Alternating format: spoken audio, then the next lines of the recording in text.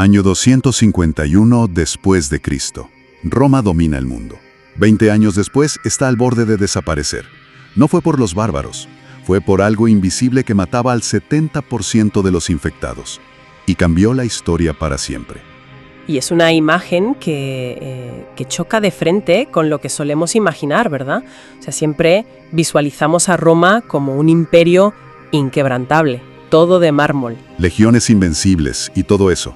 Exacto, pero la realidad en ese momento es que tenían una fragilidad tremenda. Totalmente. Pues, en nombre del canal de YouTube Voces de la Historia, damos la bienvenida a quienes nos escuchan a un nuevo análisis a fondo en nuestra serie Camino hacia el Ocaso de Roma. Una serie muy necesaria, la verdad. Sí, porque nuestra misión hoy es diseccionar, con rigor histórico, pero de forma amena, esta peste de Cipriano. O sea, un evento microscópico que literalmente fracturó el mundo antiguo. Es que lo cambió todo. Pero a ver, para entender cómo un simple patógeno tumba al mayor imperio, tenemos que ver cómo estaba el paciente, ¿no? Porque Roma no estaba sana, precisamente. Que va. O sea, el terreno estaba ya abonadísimo para una catástrofe así. Estamos en plena crisis del siglo III. Una época bastante oscura. Sí, lo que llamamos la anarquía militar. Para que nos hagamos una idea, el cerebro del Estado romano pues había dejado de funcionar.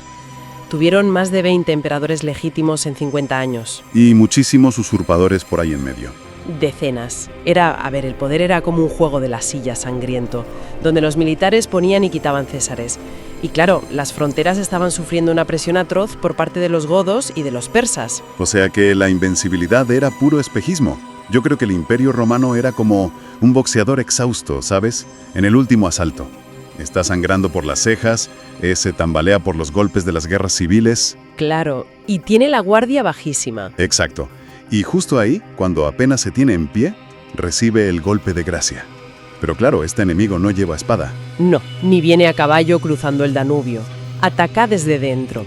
Y esa analogía es perfecta, porque no tenían reservas estratégicas, ¿sabes?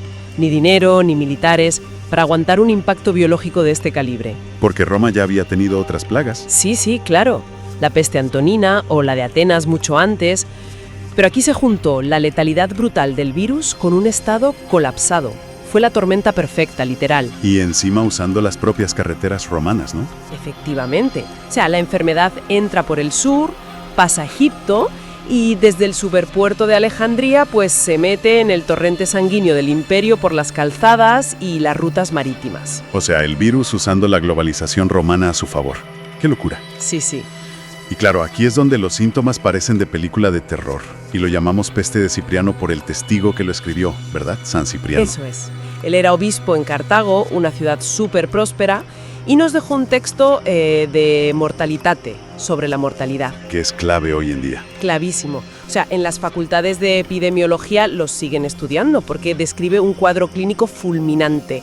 Habla de, diarrea incesante, fiebre altísima, úlceras en la garganta. Y gangrena, ¿no? Sí, una gangrena tremenda. Las manos y los pies se pudrían y había que amputar en vivo.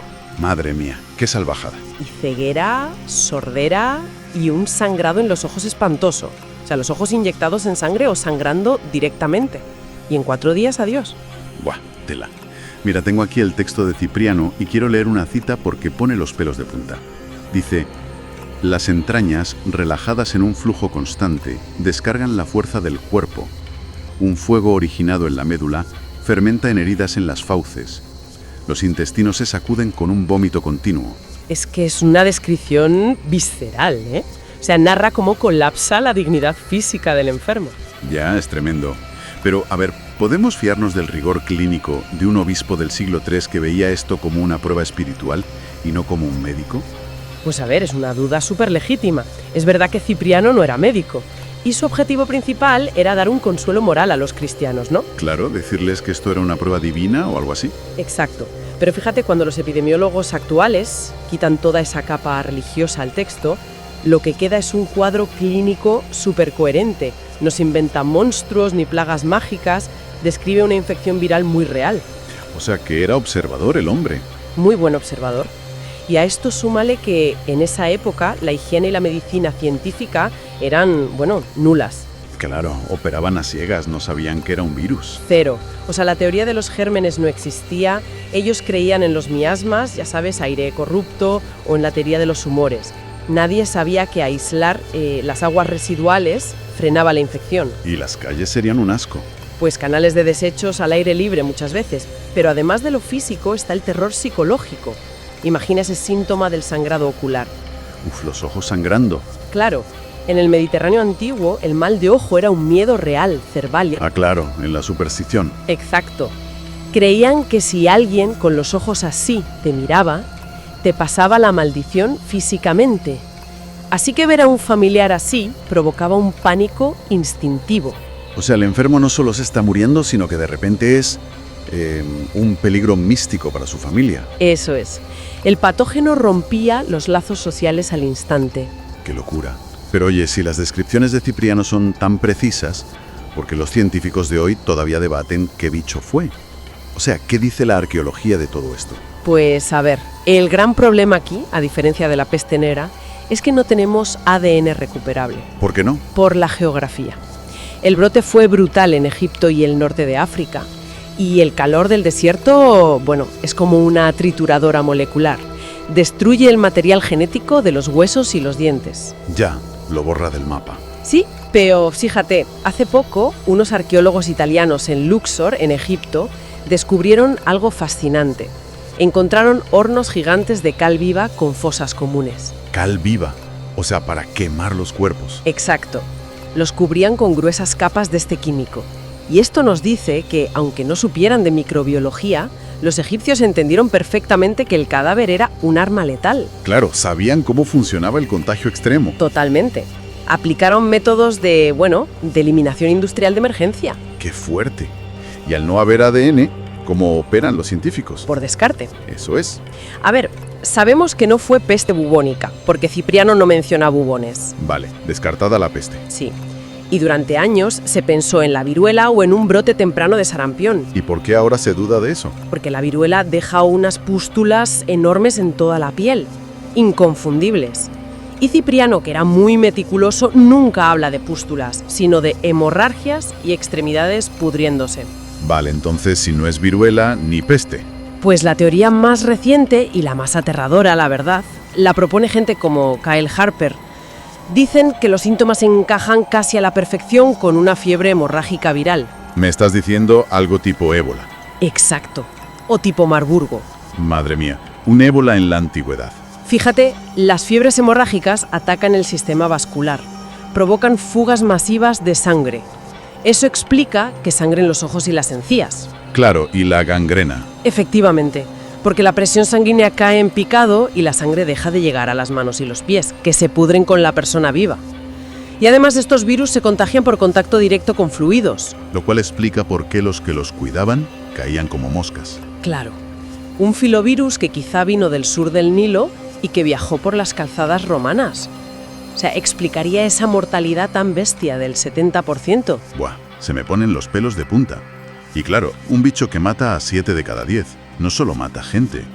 Tiene que haber paralizado la civilización. O sea, a nivel económico debió ser la ruina.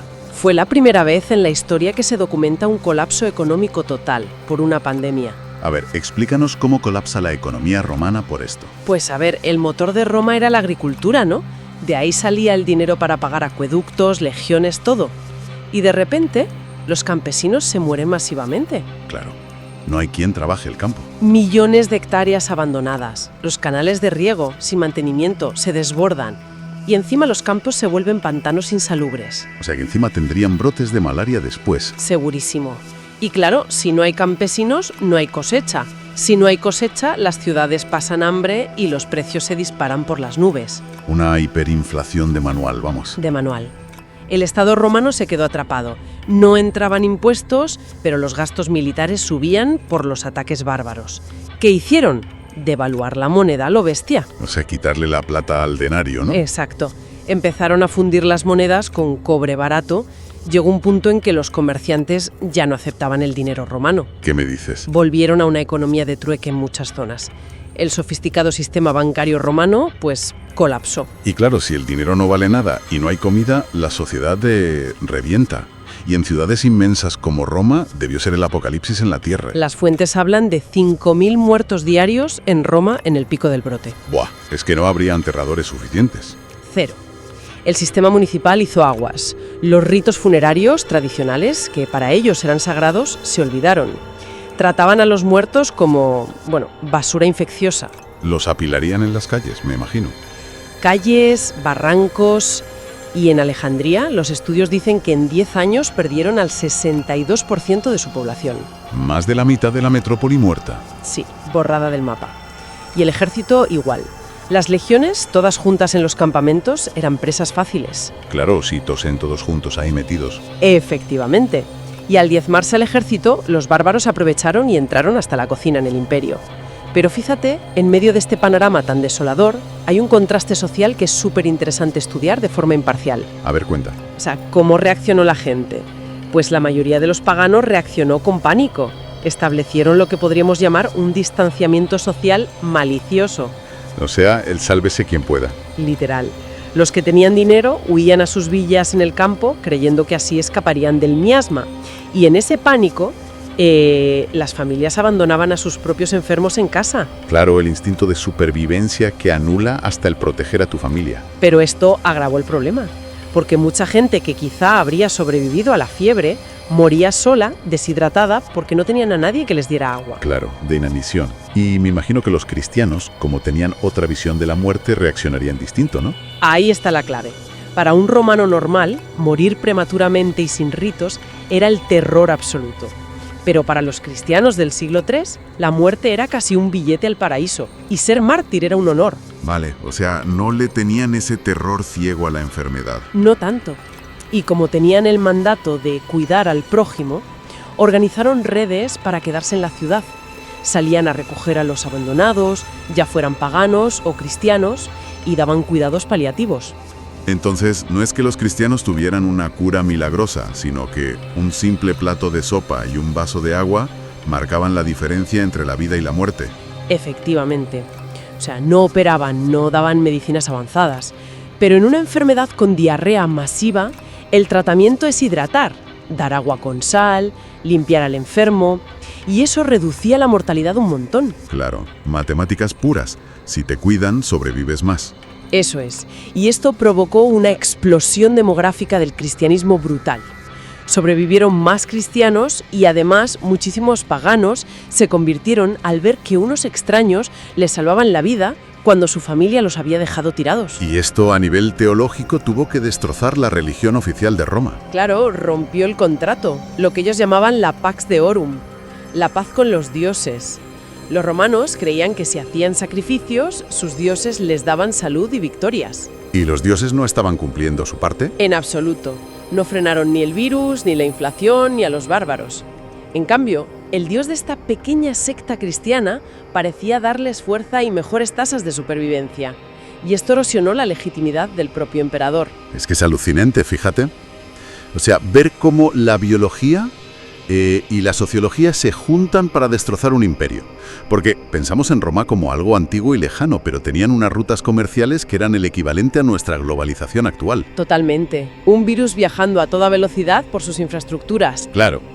Y te hace pensar si nuestra civilización tan conectada hoy no está haciendo las mismas calzadas ultra eficientes para que el próximo patógeno viaje rapidísimo hasta nuestra puerta, ¿no? Es una reflexión muy buena, la verdad. Todo está interconectado. La peste de Cipriano no acabó con Roma, pero la dejó tan débil que 200 años después caería. Fue el principio del fin. Te leo en comentarios. Y bueno, a quien le haya picado la curiosidad sobre cómo funcionaba esa frágil política de Roma justo antes del desastre, tiene que explorar ese periodo a fondo. Eso es. Por eso os animo a hacer clic en la pantalla final para ver nuestro análisis de la crisis del siglo III. Es la pieza que falta en este rompecabezas. Ha sido un auténtico placer repasar esto hoy. Nos vemos por las calzadas del imperio, camino al ocaso de Roma.